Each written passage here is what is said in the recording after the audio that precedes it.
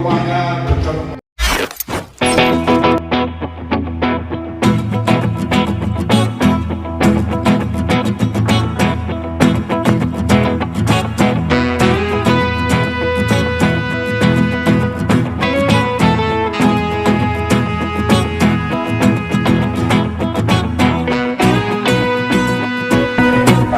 Assalamualaikum warahmatullahi wabarakatuh.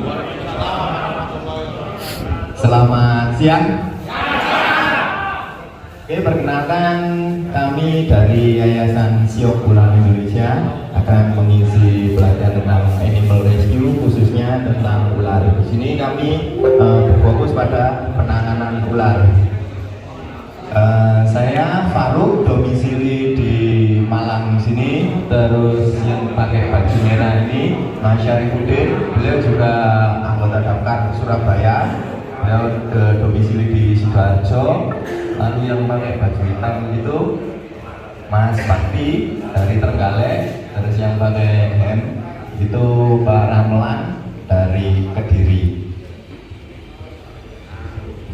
Nah, ini peserta dari seluruh Jawa Timur. Nah, sip. Saya bawakan ular-ular ini khusus yang persebarannya di Jawa Timur saja. Boleh, kalau berani sama saya maksudnya. Oke, mungkin bisa dimulai Mas perkenalannya. Yang berdiri pada tahun 2003. Cikal bakalnya itu dulunya dari Natrix Squad, yaitu pramuka ular. Itu dari tahun 1998. Jadi sudah bisa dihitung ya, sampai sekian kami ini memperdalam ilmu tentang ular dan berburu tentang ular itu berapa tahun. Halo? Iya, saya kenal sama Panji. Panji nggak kenal sama saya.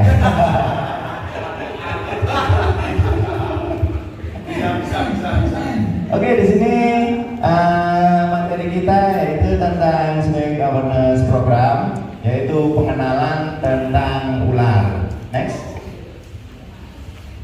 Nah, ini Syok itu adalah nama sebuah suku di India, di Amerika, didirikan pada tanggal 23 November tahun 2003 dengan nama Syok, Lembaga Studi Ular Indonesia di Jakarta. Nah, sejak tahun 2010 itu kami menjadi Yayasan Siok Ular Indonesia dan aktif di pelatihan-pelatihan penanganan ular. Nah, ini sosial media kami itu untuk call center Indonesian Snake Rescue bisa melalui WA, lalu IG, grup Facebook, dan website, dan juga YouTube.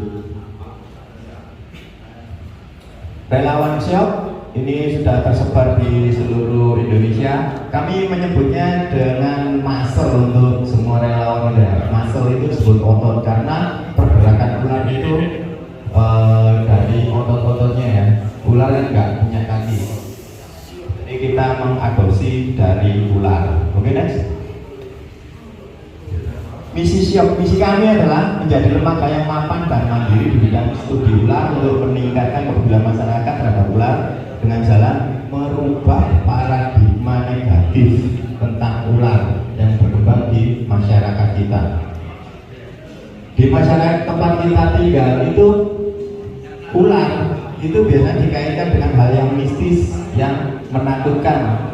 Banyak mitos-mitos yang berkembang, pasti semuanya apabila kita menyebut ular itu negatif banget.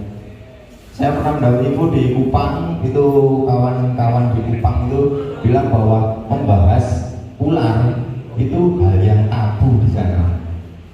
Jadi itu misi kami, merubah paradigma negatif yang berkembang di masyarakat. Oke, next.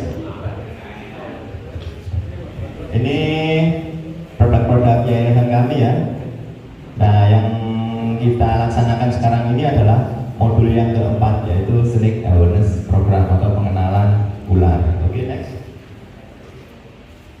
Ini portofolio kami. Next. Ini beberapa dokumen dokumentasi kegiatan kami keliling seluruh Indonesia.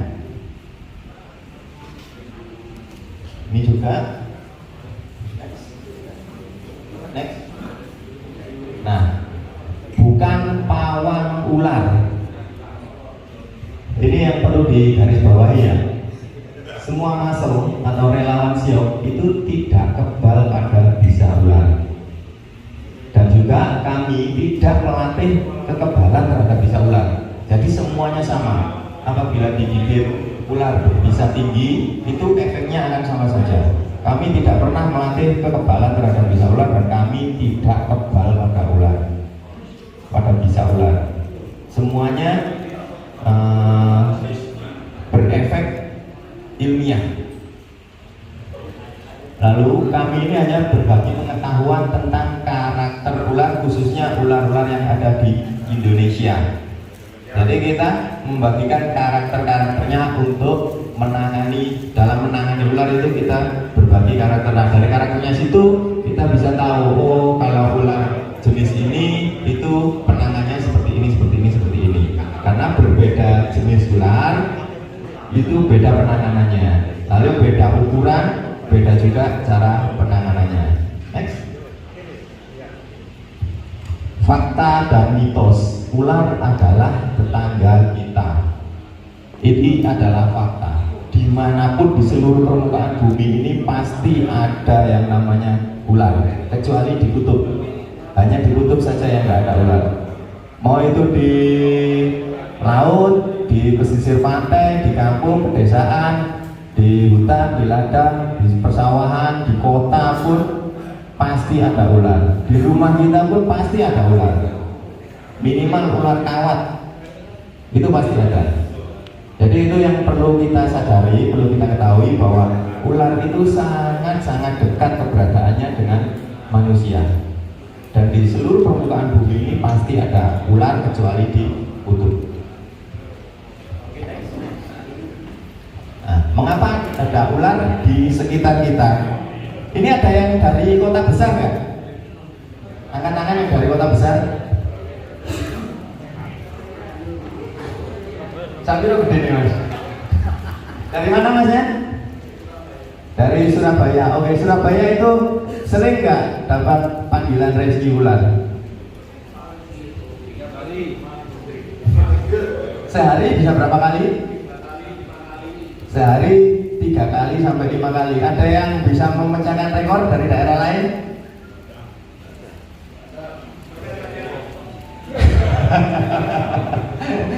Ya, dari Surabaya sendiri. Orang mindset orang ular itu keberadaannya ada ono di alas, di hutan, di ladang, di sawah, nggon-nggon seruput.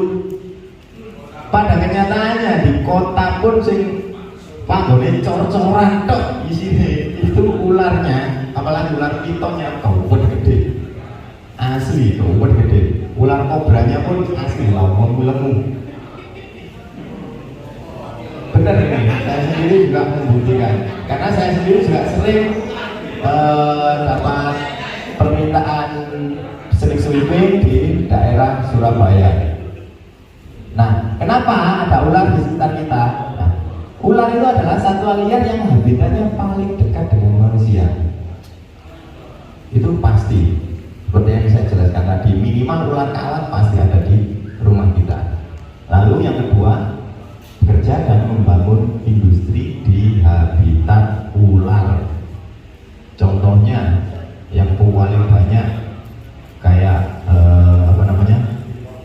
industri minyak goreng itu kan sawit, perkebunan sawit dulunya itu pasti habitat ular.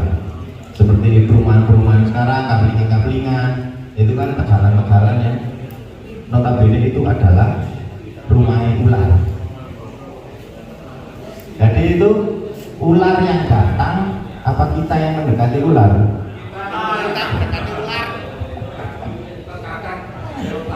Lalu ular itu ada sekitar pemukiman atau di area industri itu mencari tempat persembunyian dan mencari makan.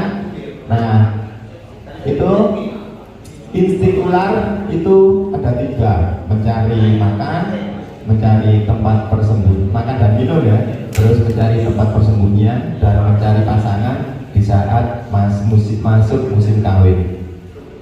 Kenapa ular masuk ke rumah manusia? Itu kadang mengejar mangsanya. Contoh ketika ada ular memakan tikus, itu di rumah kita banyak tikus, pasti otomatis dia akan mencium bau mangsanya, mendeteksi mangsanya dan masuk ke rumah kita maksudnya untuk makan, mengejar mangsanya. Lalu mendapatkan area yang tidak terganggu atau menjadi tempat persembunyian tadi, dan membutuhkan area bereproduksi atau meletakkan telur. Oke, next. Nah, ini rantai makanan. Seiling nggak ini pelajaran SD? Pelajaran SD tentang rantai makanan dan juga jaring-jaring makanan. Itu ular keberadaannya sangat penting karena dia ada di posisi keempat atau ketiga, yaitu di konsumen tingkat 2. Nah, apabila sebagai produsen itu adalah padi atau rumput, itu ada belalang sebagai konsumen tingkat pertamanya, lalu burung atau tikus itu sebagai konsumen tingkat 2, lalu ular ada di konsumen tingkat 3, dan di konsumen atasnya, ular, konsumen tingkat 4-nya itu ada burung hantu, biawak, lalu elang. Nah, apabila keberadaan ular di suatu area itu sedikit atau jumlahnya sedikit dan berkurang, itu akan terjadi bencana ekologi, yaitu meledaknya populasi di bawahnya. Contoh, apabila keberadaan ular sangat sedikit di suatu sawah, maka hama tikus akan meledak, akan menyerang. Yang dari area daerah Kulonan, daerah Ngawi apa mana, itu Indonesia juga punya spesiesnya, pemakan serangga, lalu telur, daging. Dan ular itu mampu menelan mangsanya itu 10 kali lipat dari besar kepalanya. Itu ada beberapa ular yang mampu melakukannya. Oke, next.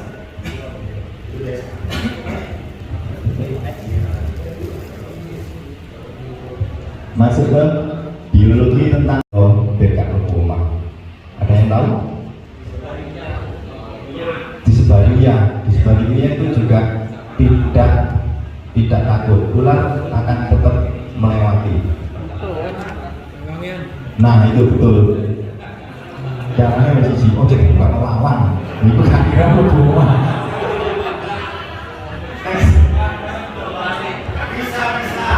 Kata ular pencari makan itu dia dibagi menjadi 2, ada diurnal dan nokturnal. Ada yang siang hari, ada yang malam hari. Nah, ular-ular yang aktifnya di siang hari itu kebanyakan biasanya itu tidak berbisa dan pergerakannya gesit, biasanya begitu. Nah, kalau untuk yang nokturnal atau aktif di malam hari itu kebanyakan ular-ularnya berbisa tinggi dan pergerakannya lambat. Itulah kenapa para peneliti dunia atau ahli herpetolog pun itu kenapa mencari contoh-contoh ular itu atau melakukan kegiatan herping itu di malam hari, karena di malam hari itu ular-ular yang gesit itu lebih mudah ditangkap, mereka sedang istirahat. Nah, ular-ular yang aktif di malam hari itu pergerakannya lambat, jadi kita nggak perlu mengeluarkan banyak tenaga untuk menangkapnya. Oke, next. Ini habitat ular